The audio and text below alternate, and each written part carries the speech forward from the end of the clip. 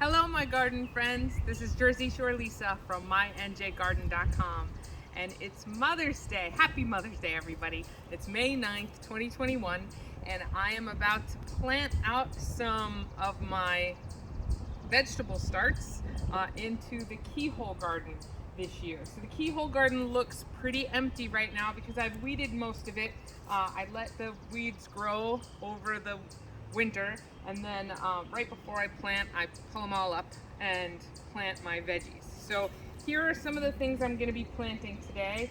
I'm going to be using some organic fertilizer when I plant to give these guys a really solid start and help them kind of get over the shock of being transplanted. This is premium kelp meal, so it's high in minerals. It's got everything plants need to have a good start without having synthetic chemical fertilizers. And then that'll likely be the only extra fertilization that I bring into this bed. The great thing about a keyhole garden is that we have the fertilization in place that's taking place in the compost basket in the center. You can see this is a raised bed, so that it takes up you can utilize the most amount of surface area in planting. It's round and it mounds up in the center, so it gives you actually more surface area than if it was a completely flat bed. And then over here in the back, you can walk into this pie slice that's cut into the center of the bed, so you can deal with the compost basket. Right now, that's where I threw all the weeds that I pulled out of the bed. And you can tend to the plants that are growing close to the center fairly easily. So this is some red dead nettle, and we'll just pull them up and throw them right into the center here. These are actually some potatoes that are coming up from last year, and I'm just going to yank those. That's not what I want to grow in here this year primarily. So I'm going to pull those up and compost them as well.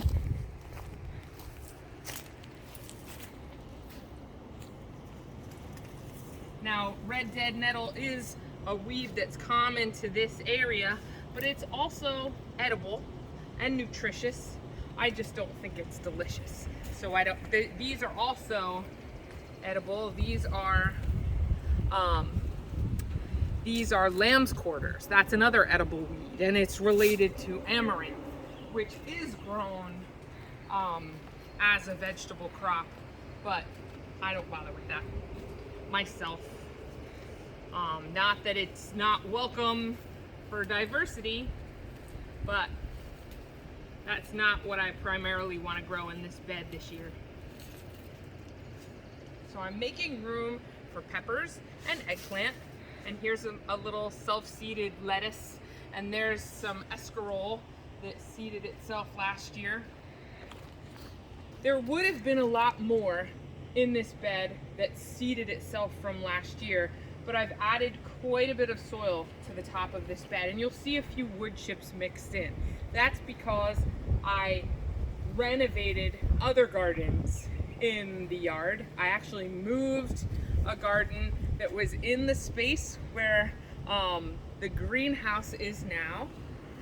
So the greenhouse went up over the winter, and it's working out beautifully, but there were two gardens in that space. So one of them I disassembled and moved to that side of the yard, and the other I just took apart completely and used the soil elsewhere. So the soil that came from the second keyhole that was in the space where the greenhouse is then went to fill this one up. So it covered up a lot of what would have self-seeded. I would have had a lot more lettuce, a lot more escarole in this bed if I didn't add so much soil on top of it. So now the bed is ready to be planted, and I'm just gonna get started. So this is a sweet pepper. I picked this up from a local store called Lidl or Lidl. Earlier in the season, they were in small little 6-packs, so I potted them up when I brought them home, and they have a nice root system going. I'm just gonna, you know what, I'll take a little bit of the kelp meal and sprinkle it in the hole, and then pop that right down in there. And look at that, we're on our way. So I also have, I have peppers, and I also have some eggplant. This one is a Korean red eggplant. This I started from seed myself. Some of my starts took a little while to get going, so they're smaller than others. But once they're in the ground, they all kind of catch up. So even if you're starting with very small starts, let's put a little kelp in there.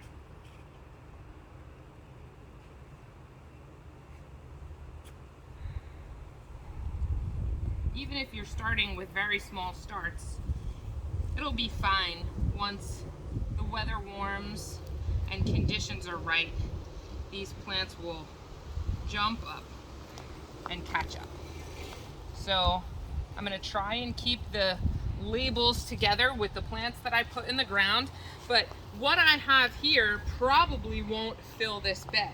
So what I intend to do is in between, I always have seeds in my pockets. In between the plants that I've started indoors in the greenhouse, I'll seed some lettuce to make sure that I fill in all this space with productive vegetables. And part of it, I have giant Caesar lettuce here, and then I also have butter crunch lettuce.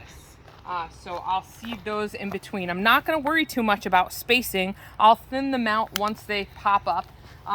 But the nice thing about keeping everything intensively planted and very close together is that it shades the soil, keeps the soil cool, and outcompetes any other weeds that would pop up. So that's the plan. I'll take some lettuce seeds and sprinkle them around what I've planted.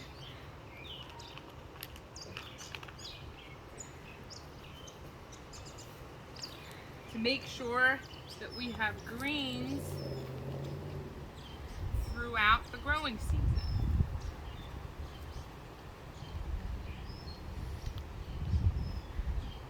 And we'll just use the rake to rough them up slightly.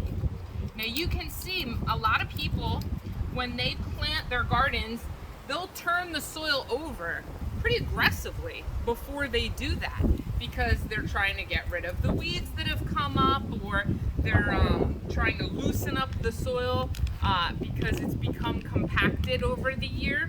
I don't do that, especially in my raised beds. I go for a more of a no-till method and the least amount of disturbance possible, because the more you disturb the soil, the more you dismantle the soil structure. You really want the microbes that live in the soil and mine nutrients from the minerals in your soil and make it available to the plants.